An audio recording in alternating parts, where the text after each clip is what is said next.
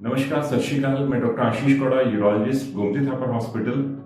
आज जिस टॉपिक के बारे में बात करने आया हूं वो है ब्लैडर ट्यूमर या पेशाब के थैले की रसौली।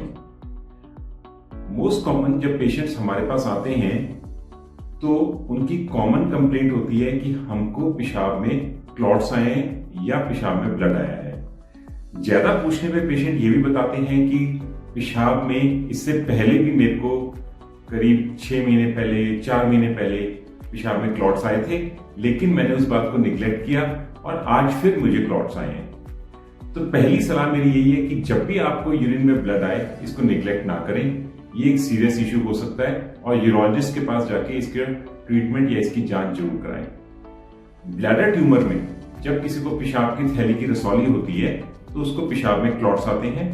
ज्यादातर क्लॉट्स आने के साथ कोई और तकलीफ नहीं होती, ना पेशाब जलता है, ना पेशाब बार बार आता है, ना पेशाब में रुकावट लगती है। तो ऐसे में पॉसिबल है कि पेशेंट उस कंडीशन को निग्लेक्ट करे या ऐसा माने कि चलो अभी कुछ दवाई लेके ही काम चला लेते हैं। लेकिन मेरी सलाह है कि जब भी पेशाब में क्लॉट्स आए आप यूरोलॉजिस्ट को मिलें। ऐसे में रिलेटिव्स का पेशेंट के रिश्तेदारों का क्या रोल है, मैं ये बताना चाहूंगा कि ऐसे में पेशेंट के रिलेटिव्स का बड़ा इंपॉर्टेंट रोल है। अगर किसी को भी लगता है कि उनके घर में किसी को पेशाब में, यूरिन में ब्लड आया है तो उसको निग्लेक्ट ना करें। सेकंड, इससे घबराएं भी ना।